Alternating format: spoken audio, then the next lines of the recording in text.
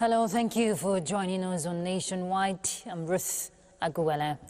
President Bola Tinubu has hinted on a mechanization program that will transform the agricultural sector across zones of the Federation, as he also assures that the country will overcome terrorism and other forms of insecurity in the country.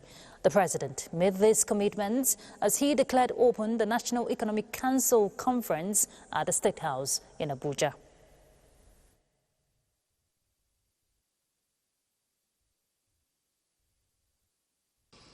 I'm confident that the resolution of this conference will include dairy farming, livestock investment, ranches, and diversification of our agricultural produce. I promise you here, I play my part. There are 7 stone and zones, states of mechanization that is coming.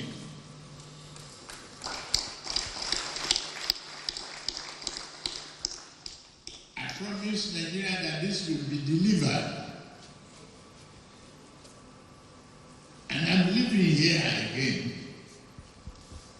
to further find means to strengthen our security forces, to defeat terrorism and combat it. That, I promise you, is what has kept all of us sleepless at night. But I assure you that we will win with determination and resilience. We will overcome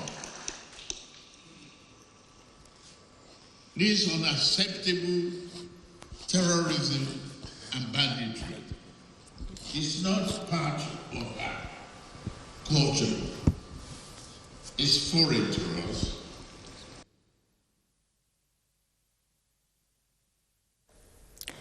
The Imo State government has conferred Star Award of Honor on 50 Imo sons and daughters for their exceptional contributions in the development of the state since its creation in 1976 and the country at large.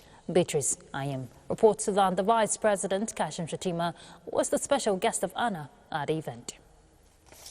This is the gathering of Nigerians from all walks of life who came to felicitate with the government and people of Imo State at the grand finale of our week-long activities to mark the 50 years of existence of the state after its creation in February 3rd, 1976, under the military government of Murtala Mohammed.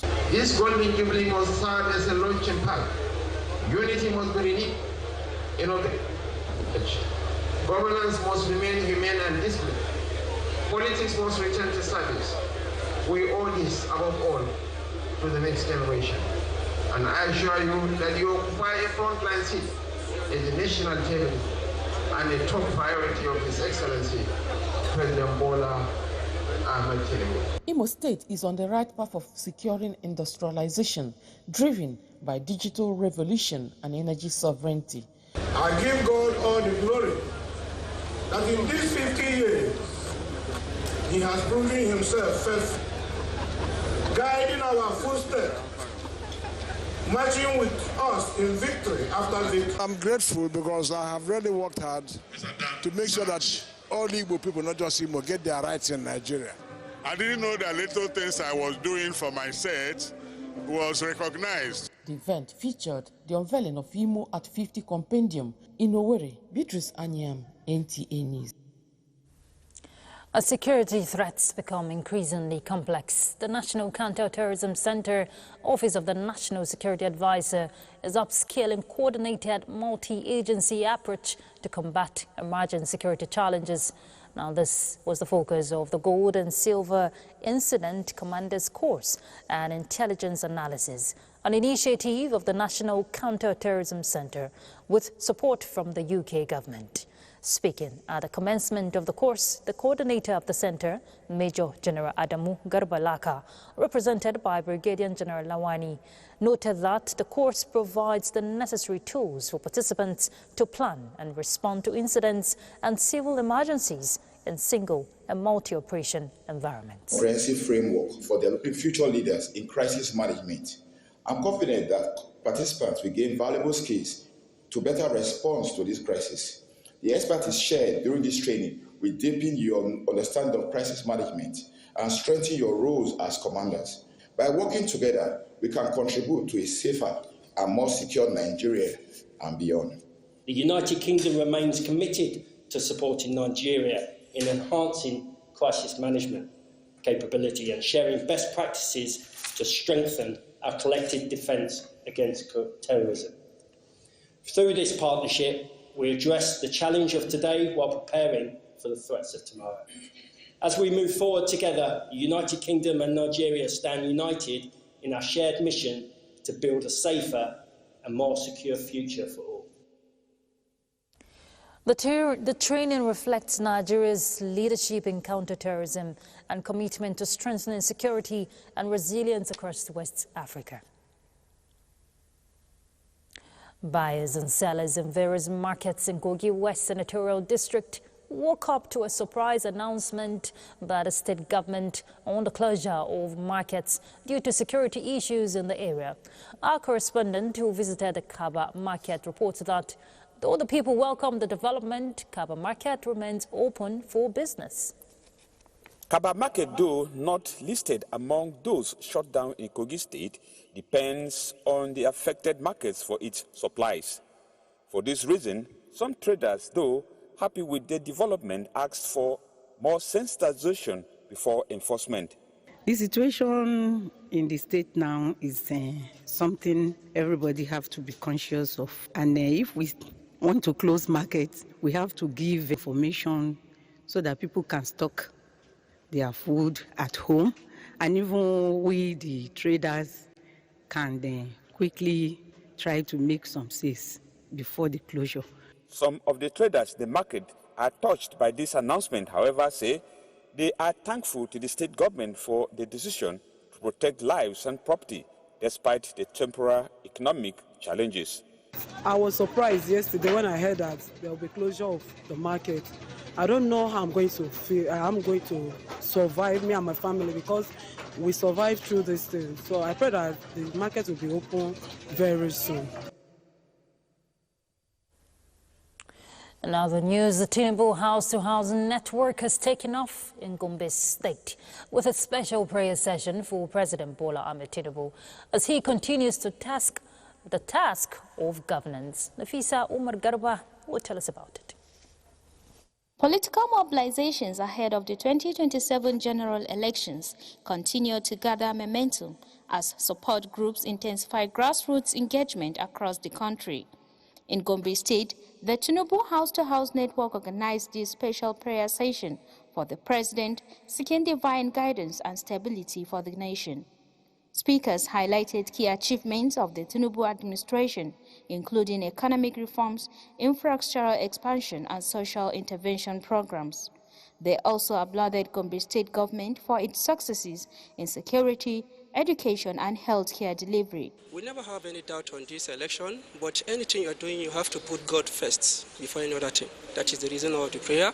We are here to show our solidarity to Mr. President and his vice, Kashim Shettima, for the wonderful job they are doing. They are transforming the country. They are putting the country on the right path. The majority of the board is from the women, and that is why you can see the gathering. The women have occupied all the seats. The State Executive Committee of the network was inaugurated, while individuals recognized for their outstanding contributions to the growth of APC and community development. The special prayer was also aimed at strengthening unity, consolidating support, and promoting issue-based political participation. Nafisa Umar Garba, NTA News.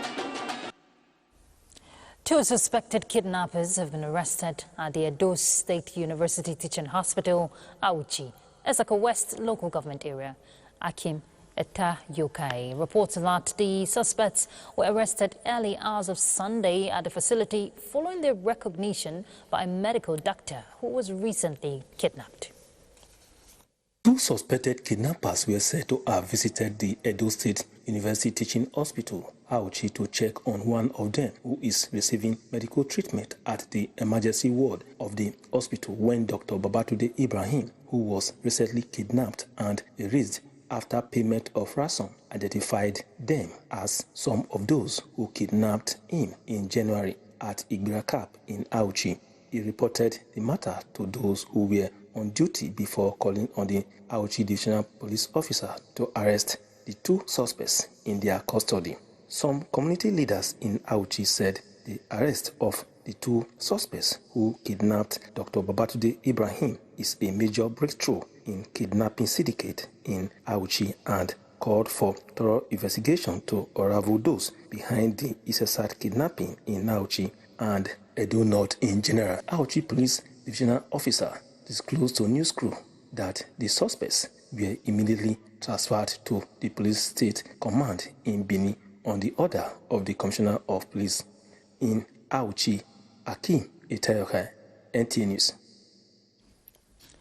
Abuja residents are experiencing a noticeable transformation as the FCT administration, under the leadership of the FCT Minister Nyesom Wike, has rolled out its ambitious Light Up Abuja initiative. Our next report, Onoze Yakubu, takes a look at the impact of the project on the socio-economic fortunes of the nation's capital. What hitherto was a dimly lit drive is now a well-illuminated journey, courtesy of the ongoing installation of solar-powered streetlights. Since its inauguration last year, the operation has begun to redefine the nighttime experience in Abuja.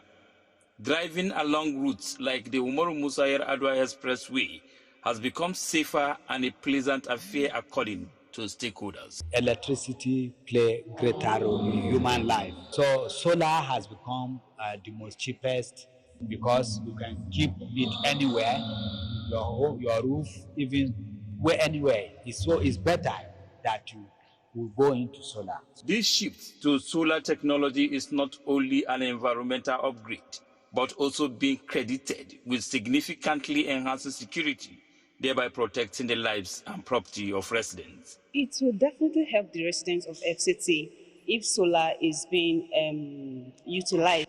The FCT administration's Light Up Abuja operation, stakeholders say, is replacing old conventional streetlights with solar-powered ones across the territory. Onoze Yakubu, NTA. Kubu again now, but this time live, to tell us more about the Light Up Abuja. Onoze, I'm sure you can hear me. Tell us about this Light Up Abuja. Those of us who live in the Federal Capital Territory, we're seeing what is happening, but you fill us in. Thank you very much, Ruth Aguele. You know, since the operation was flagged off last year, it has been work in progress. If you agree with me, if you are a familiar person that drives around the city center at night, you agree with me that the nighttime experience has changed for better. This is because the streets at night are well illuminated, particularly the expressways and some streets within the city center. And the FCT Minister, Nyesom Wike, in his wisdom also made it as a priority and a directive to all the newly constructed roads within the city center and the satellite town. The installation of solar power street light should be a part of the component for those projects, which has already yielding results. If you go to area councils like Buhari, Kuje, Abuja, and so on, all these roads are being installed with the solar power street lights, giving a very, very nighttime experience, particularly for petty traders in area councils and satellite towns. In the night, they come out to do their businesses, the roadside businesses. you see them thriving. This is causes of this initiative. Even though it's still work in progress, what other residents are saying is that the area council's chairman should complement this initiative by the FCT minister by installing these solar-powered lights across the area council, particularly on roads they are also constructing. This will really give the nation's capital a new look, and it will be a better for it. All right, thank you very much, Onoze Yakubu. We will commend the work ongoing. It's very important to light up the city. Thank you, Onoze. So we head to Lagos now. Let's find out what's happening in the Eko city. Adejoke will be our guide. City. And welcome to Lagos. As part of efforts to boost livestock farming in the country, the federal government has begun the distribution of diseases prevention vaccines to all states of the federation. Representative of the Ministry of Livestock was in Lagos to hand over the state's batch to the Lagos State delegate. Larry Bilay witnessed the handing over. Demonstrating its seriousness about expecting $75 billion from the agricultural sector to contribute to the GDP, the federal government has started distributing vaccines, livestock vaccines, to all states of the federation, and it's the turn of Lagos State. With the vaccines we have for the state government, CBPP, 10,000 doses, Newcastle disease vaccine, 100,000 doses, foot and mouth disease vaccine, 1,500 doses. These vaccines will help in fighting against transboundary animal disease. The distribution of the livestock vaccines is a proactive measure to boost livestock farming in the country. Lagos State government described the gesture as timely. Highly appreciated. In fact, it come at the right time because this is the period of the vaccination where we're supposed to start the vaccination, because this is the dry season, and this is when we have the outbreak of the disease very rampant, and the vaccine is coming at the right time. So the vaccine will be utilized for all our resident farmers. One of the targeted diseases is Newcastle disease, a highly contagious, often fatal viral infection affecting domestic poultry and wild birds, caused by virulent strains of avian paramaxilus virus type, which has no treatment, making vaccination and strict biosecurity crucial for prevention, and the disease is often prevalent at this time of the year. In Lagos, Larry Bilay, NTA News. And away from that, the Lagos State Emergency Management Agency, in collaboration with the National Emergency Management Agency, has commenced a victim enumeration exercise following the fire incident at the Great Nigeria Insurance House on Martin Street, Lagos Island. Our Yusuf Jibo reports.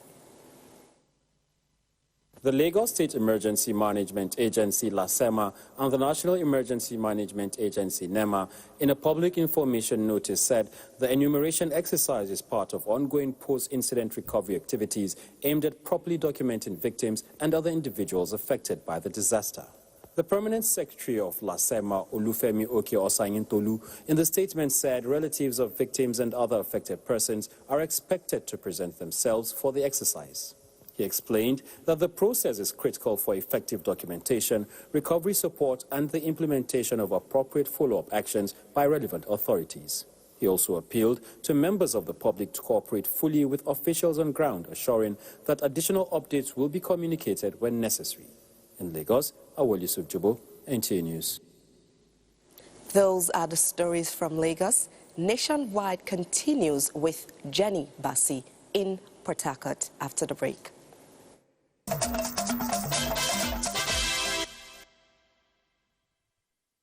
Port Harcourt. Project facilitated by the Hydrocarbon Pollution Remediation Project, HYPREP, across Ogoni land in Rivers State will soon have direct impact towards addressing the plight of Ogoni people once devastated by years of oil pollution.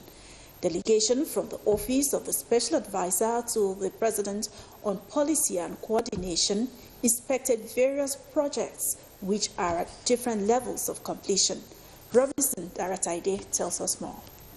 Of Excellence for Environmental Remediation, a flagship project to carry out studies and analysis of environment-related projects in the Niger Delta, and it will also serve the African sub-region.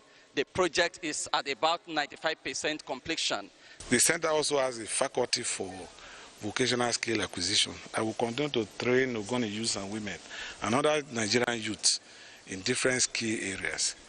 Then, because power is very important for the sustainability of our water facilities, our hospitals, and also for stimulating the local economy, we are building 2 substations. Tracking these projects, a team from the Central Resort Delivery Coordination Unit from the Special Advisor to the President on Policy and Coordination inspected the Ogoni Specialist Hospital, which is at about 80% completion, and the 45-bed space cottage hospital in Buan at over 90% completion. Most of these projects are being completed within or being implemented within the last 2 years. And they've done so much in the implementation of those projects. They need more support, and we must also commend other organizations or institutions that are supporting them. Renaissance is very committed to the Ogoni cleanup. At various levels, we've provided multivariate support in terms of funding and also in terms of project support, which is also the task I'm here to do. And I must say that in going around, I've seen good quality work being done, both for the projects that support the livelihoods of the Ogoni people. The delegation was also conducted around remediated sites from Ogoni River State. Robinson Darataide, NTA News. The towns Amagwa and Elele in Ikwere local government area of Rivers State are home to several industries and establishments offering various economic opportunities in the state. Despite the presence of these multinationals, education are in a deplorable state. Ijoma Ogweke reports. The schools were once a beacon of hope for the communities, but findings here indicate neglect as classrooms in Community Secondary School Elele are in shambles. No doors or windows, broken chairs and tables, dilapidated roof and ceiling, the science lab filled with empty reagent bottles and rusty equipment gathering dust. Students like Shedrack and his friends said they struggle to learn in an unconducive environment. We are lacking teachers and some subjects that we science students are supposed to be studying, no teachers. The security we don't have, that is how they are looting everywhere. The staff room, no seats, no desk, nothing. Same is applicable at the primary school Omagwa, as the main building, whose roof has fallen off, is now abandoned while the pupils study in an old building in the premises. We are only 4 teachers in this school. Some of our schools are defunct, where children should learn how to read and write. Rivers State government has, however, taken drastic measures to addressing rising concern in the education sector with the approval of employment of 5,000 teachers. 3,000 persons will be recruited to serve at the basic and primary school stage, while 2,000 will serve at the post-primary school level. This 5,000 brings the number to about 9,500 persons that the administration of our governor has engaged. As government is channeling efforts with renewed hope towards repositioning education, Shedrack, his friends and the teachers are optimistic they will soon step into refurbished classrooms and equipped science laboratories. From Elele, Ijomu Gweke, NTA News. And those are the reports from Port Harcourt. Ruth, it's back to you in Abuja for the continuation of Nationwide. Thank you very much, Jenny. Earlier, we had a discussion with Mohammed Ibrahim. He's the chairman of Kado Fish Market here in Abuja. And we explored the prospect of the aquatic sector under the marine economy. And the conversation centered on the federal government's initiatives to boost the sector and, of course, some areas that requires attention. Let's see that excerpt. Over the years, we have been trying to see how we can maximize the use of our waters so that we can get the best out of it instead of importing our fish from the various countries over the world. And now that the marine economy, that the Ministry of Marine Economy have decided that there's need to promote aquaculture and other fisheries farming in Nigeria, and the research center being involved in it to make sure that they develop a plan to make it realizable, and there is need for government to invest in it in terms of finance, in terms of technology, and in terms of infrastructures in all the necessary areas that need to boost fish farming and need to boost fish selling and need to boost fish processing in Nigeria. Indeed, there's a lot to harness in the sector. Nigeria's quest for sustainable economic growth has been reinforced by the far-reaching economic reforms of the current administration, aimed at strengthening productive capacity. Well, this was the focus of a public lecture organized at the Obafemi Awolowo University at Ile-Ife, Osun State. Femi Afariogun reports. In his lecture, a tax expert and the executive chairman of Federal Inland Revenue Service, Zach Adedeji, identified policy inconsistency and limited economic diversification as long-standing obstacles to building a resilient Nigerian economy. The lecture highlighted the need for deliberate expansion of the nation's productive capacity through coherent long-term economic policies that transcend successive administrations, with reference to the ongoing reform efforts of President Bola Ahmed Tinubu's administration. The goal now must be to transform Nigeria into a nation that possesses the collective knowledge to produce, to innovate, and to compete. The journey from potential to prosperity is not a short one, but with the right map and the right result, it is journey we can finally compete. An export-led economy thrives on value addition. Such a transition, however, demands strong institutional and efficient public administration, sound economic policies. The lecture featured robust intellectual engagements, further reinforcing the role of universities as vital platforms for shaping national policy discourse and development strategies. From Ile-Ife, Femi Afariogun, NTA News. So from Ibadan, we hear reports dropping food prices, signaling a sign of course, ease and inflation. So we join our correspondent Adebola live from Ibadan. Adebola, let's hear how residents are taking this, move, talking about the drop in food prices.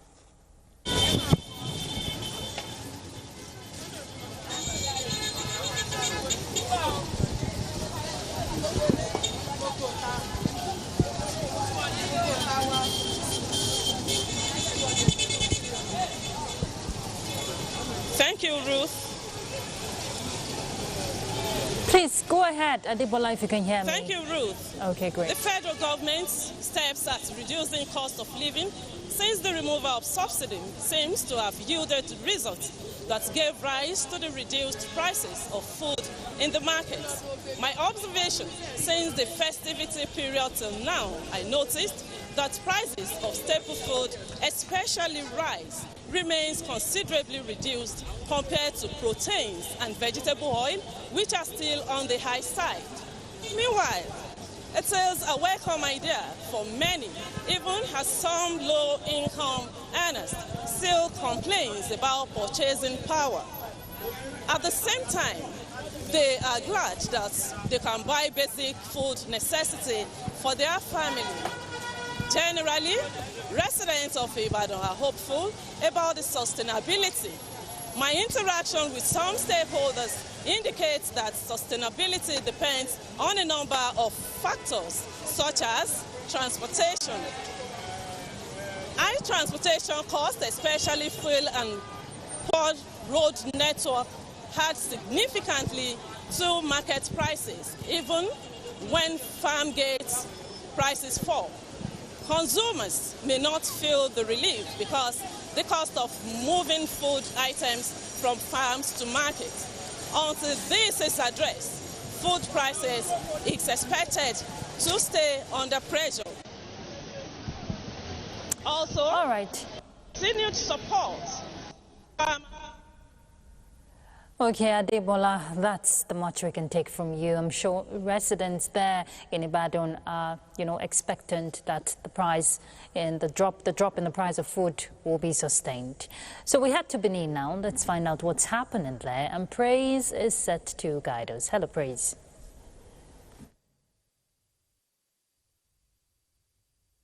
To Benin. Governor Sheriff Obarere says technical and vocational education is a major tool to tackling youth unemployment in the country. This was during the inauguration of a model technical college in Omadino. Susan Esu reports. The construction of a model technical college by Governor Sheriff Obarere is a way of addressing the lack of white-collar jobs, which in effect has left a myriad of unemployed youths in the society.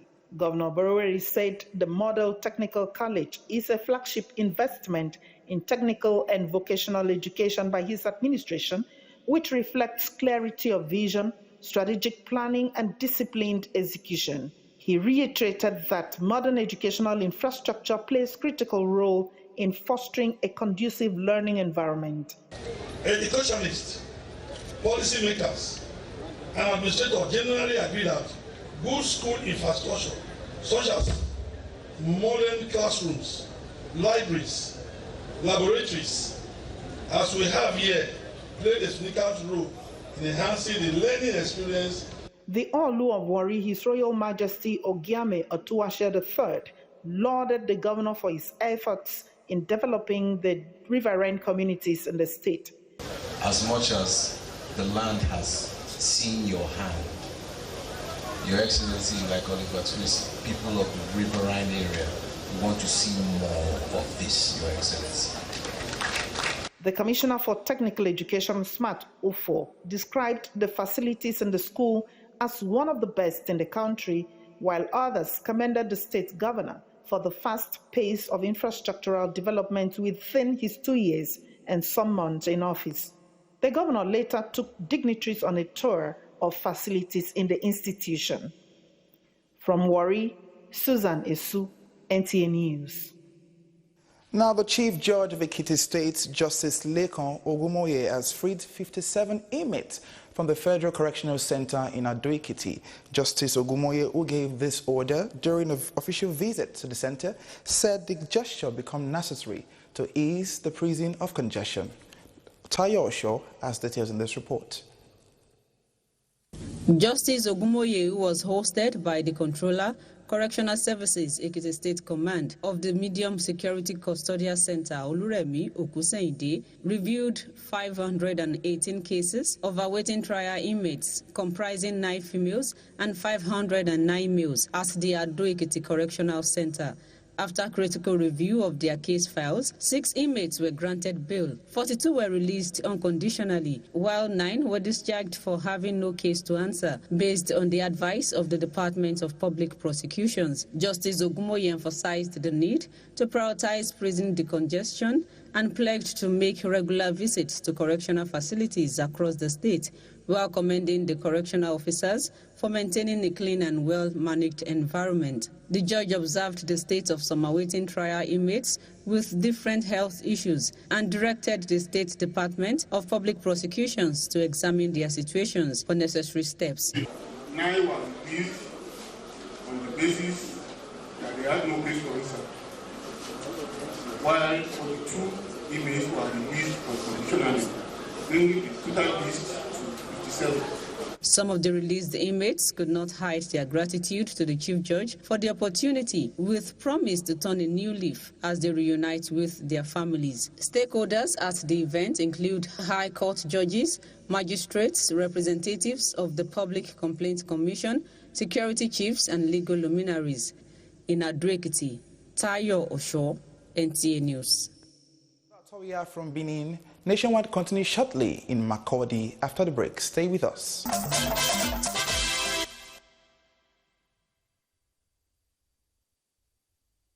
Join us in Makurdi. As Benue State marks 50 since its creation, political and traditional leaders have renewed their advocacy for unity, inclusivity, and collective responsibility as critical for growth and development of the state. The advocacy is coming on the heels of the Golden Jubilee celebration organized by the One Benue project. Lea Sitiav has more. Benue, carved out of the Benue Plateau, marks its Golden Jubilee anniversary since its creation in 1976, and political leaders, traditional rulers, and other stakeholders convened to reflect on the journey so far and to chart a path for the future. Our collective growth, our collective development is hinged on those that are saddled with the responsibilities to take us forward. The paramount rulers of the chief nation and the Ochiduma challenged the elitist class to prioritize capacity and merit over power in governance. God will give us leaders who have the mind for the people, not the mind for their pockets. That God will give us leaders who are passionate about the welfare of the people. Over the years, Benue has made a notable stride in agriculture, education, public service, and cultural preservation. Institutions and initiatives across the state stand as evidence of a people determined to advance despite challenges. Commissioners for land, as well as that of education and knowledge management, in their paper presentations outline strategies and policy directions for the development of the state. At 50, Benue must move from survival to sustainability, from promise to performance, and from potential to productivity. Where there is education, there is enlightenment. Where there is enlightenment, there is peace and cooperation. In Makurdi, Elias Etiaf, NTA News. The Benue State Police Command has repelled an attack by suspected armed herdsmen at Awasi community in Kwande local government area and rescued an abducted woman. Police Public Relations Officer of the command, DSP Edet Udeme, stated that the suspected armed herdsmen invaded Awasi community, firing sporadically, but police teams swiftly engaged the assailants and forced them to flee the area. The abducted woman was rescued unhurt. No life was lost during the incident at Awasi, and peace has been restored in the area. Meanwhile, the command provides an update on the earlier incident at Abendi community, which occurred a few days ago. During the sustained search and combing operations in the area, 5 additional dead bodies were recovered, bringing the total number of fatalities in Abendi community to 10. The general security situation in the affected area is presently calm, as intensive patrols, surveillance, and monitoring continues. The Commissioner of Police, Benue State Police Command, CP Ifani Emenari, assured the good people of the state of the command's unwavering commitment to the protection of lives and property, and reiterates that all necessary operational measures are being sustained to prevent further attacks and bring perpetrators to justice.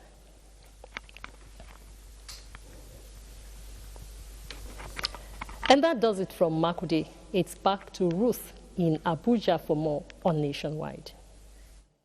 Thank you very much, Susan. The need to end self-serving amendments was re-echoed on NT's Good Morning Nigeria, with guests urging political parties to open up candidate selection, prioritizing legislators with grassroots accountability, public service records, and clear reform commitments. Lydia Sampson reports. Nigeria's latest Electoral Act amendment has again exposed how reforms often become a ritual battle fought on the eve of elections rather than a long-term project of deepening democracy. Ironically, each cycle, political elites seek to tweak the rules of the game to preserve advantage instead of consolidating public trust built in previous polls. Guests in Good Morning Nigeria are emphatic that electoral acts must reflect popular desire for transparent, technology-backed democracy, driven to a pan-Nigerian conversation. Every law, every reform must cure a malady. There is something it has to cure. You put in so much resources and time to review all of this, and you don't even get to implement. The flashpoint in this amendment, the guest noted, is making electronic real-time transmission of results from polling units to INEC result viewing portal mandatory, which the Senate has treated cautiously. Those senators cite fears of network failure and litigation.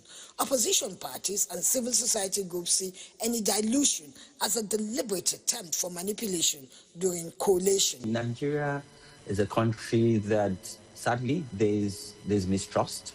And in a society, the most important ingredient, even in a democracy, is trust. The guest insists that mandatory real-time transmission and collation of results from each polling unit to a public portal remains central. In Abuja, Lydia Sampson, NTA News.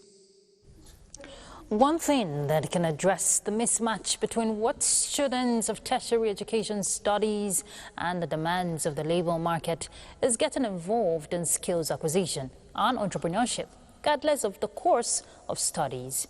Well, this formed the fulcrum of speakers, including the Chief of Staff to the President, Femi Gbajabiamila, at a book presentation on entrepreneurship in Islam, Balancing Profit and Purpose, written by the Imam of Anaruddin Society Abuja branch and his professional investiture. He is a professor of Islamic History and Ethics, University of Abuja. The Muslim Ummah were admonished not to be indolent, but be industrious and entrepreneurial to assist their families, the society in general, and should also be done in accordance to the teaching of Islam. Spiritually, there's need to reform our national curriculum so that more emphasis will be put on skill acquisition that will lead to entrepreneurship.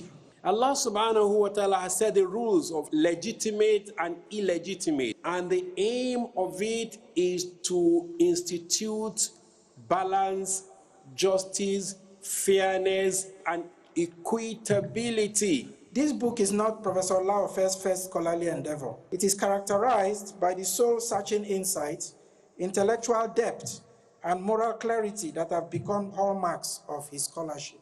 If you are very productive and active, and then you really know what you are doing, there is nothing bad in you engaging in trading. The book is a researched volume that examines the multifaceted dimensions of entrepreneurship through the lens of Islamic jurisprudence. As part of efforts to maximize the potential in livestock industry, the federal government is donating vaccines to combat transboundary animal diseases in line with the Renewed Hope agenda in exploring livestock value chain for economic development. Lekon Agbonde reports. A bold move to confront the lingering threats undermining Nigeria's livestock industry, the federal government stepped in with the donation of the life-saving vaccines. The intervention, which is aimed at halting the spread of deadly transboundary animal diseases as the federal government intensifies efforts to unlock the vast economic potential embedded in the livestock value chain. These vaccines are being procured by Federal Ministry of Livestock Development through ELPRES for vaccination of animals to guide against transboundary disease and to improve the health of the animals for a better economy for the farmers. This development is expected to strengthen disease surveillance, enhance resilience among livestock farmers, and significantly reduce losses caused by cross-border animal infections with improved animal health at the center of this intervention. We are giving 50,000 doses of contagious bovine pneumonia, CBPP, and 80,000 doses of Newcastle disease vaccine, and also 1,000 doses of foot and mouth disease. These are transboundary animal diseases, the diseases that can be transferred from one country to another, and they are of great economic importance. If it breaks out, it will affect a lot of animals. It is expected that the renewed collaboration between the federal and state governments would result in building a resilient livestock economy. In Abeokuta, Lekon Agbonde, NTA News. Next will be sports update. The Andoma of Doma, Dr. Amadou Aliyu Oga, has called on stakeholders in Nigerian basketball to put aside their differences and unite for the growth and stability of the sport. The royal father made the call during a basketball tournament in Doma, where key actors in the game converged both physically and virtually to also deliberate on ways of safeguarding the institution of basketball in Nigeria. In his address, the Andoma of Doma urged stakeholders to jealously protect the Nigerian Basketball Federation and attract meaningful investment to drive the sport forward. He emphasized that differing opinions must not be allowed to hinder progress, adding that whoever emerges as president of the NBBF must be inclusive and carry all stakeholders along. So can we also make the Nigerian basketball family as good to present to the world as what NBA stands out today. And I'm sure none of us will not celebrate a history that from this humble conversation today. The Director General of the National Institute for Sports, Comrade Philip Shaibu, has praised President Bola Ahmed Tinubu for ending bureaucratic delays in sports funding. He described the President's directive for the immediate release of sports budgetary allocations after budget passage as a major breakthrough for Nigerian sports. According to the National Institute for Sports, the policy will position sports as a key driver of youth empowerment, national unity, economic growth in line with the renewed hope agenda. Finally, Rivers United head coach Finidi George has admitted that his side were outclassed following their 4-1 home defeat to defending champions FC Pyramids in Uyo on Sunday. The Nigerian representatives bowed out of the CAF Champions League in a disappointing fashion as the Egyptian Giants overturned an early setback to record a convincing victory on Nigerian soil. The result sealed Rivers United elimination from the competition, bringing an end to their continental campaign, while FC Pyramids progressed confidently through the next stage. With Sports Update, Gift George, NTA News. We're done with Nationwide. Thank you for being a part of it. I'm Ruth Aguwele. Good evening.